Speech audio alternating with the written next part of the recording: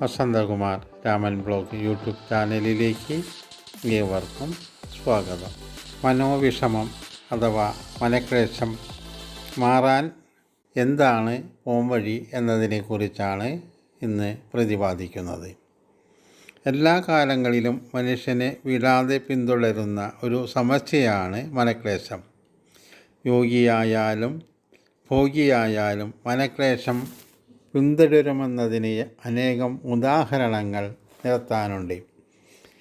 ഈശ്വരനിലുള്ള അഭയം മാത്രമാണ് മനക്ലേശം മാറ്റാനുള്ള ഏക പരിഹാരം. മറ്റുള്ള എന്തിനേയും പോലെ ഉപമയില്ലാതെ പ്രകൃതിയെയും അതിലെ ചരാചരങ്ങളെയും സംരക്ഷിച്ചു പോരുന്ന ഈശ്വരൻ്റെ പാദങ്ങളിൽ അഭയമർപ്പിച്ച് സത്കർമ്മങ്ങൾ അനുഷ്ഠിക്കുന്നവർക്ക് മനക്ലേശം മാറ്റാനാകും.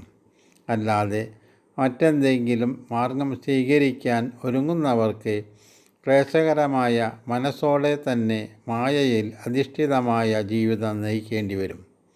അതിനാൽ ഈശ്വരനെ സദാ ധ്യാനിക്കുകയും ഈശ്വരനിൽ അർപ്പിക്കുകയും ചെയ്തുകൊണ്ട് ജീവിതം നയിച്ചാൽ വളരെ ഉത്തമമാണ്. ഈശ്വരാർപ്പണമായി ജീവിക്കുന്നത് കൊണ്ട് മനുഷ്യനെ സംബന്ധിച്ചിടത്തോളം സത്യസന്ധമായ ജീവിതം നയിക്കാനാകും.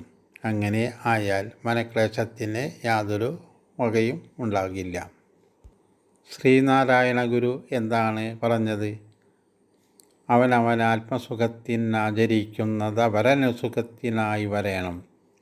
നാം എപ്പോഴും ശ്രദ്ധിക്കേണ്ട ഒരു കാര്യം, തൻ്റെ സുഖത്തിനു വേണ്ടി മറ്റുള്ളവരെ ദ്രോഹിക്കുന്ന അവസ്ഥ ഉണ്ടാകരുത്. അത് ഭാവിയിൽ മനക്ലേശത്തിന് കാരണമായി തീരും എന്നുള്ള കാര്യത്തിൽ യാതൊരു തർക്കവുമില്ല. മനസ്സിനെ നിയന്ത്രിക്കാൻ കഴിയില്ല എന്നുണ്ടെങ്കിൽ അത് പല രോഗങ്ങൾക്കും കാരണമായി തീരും.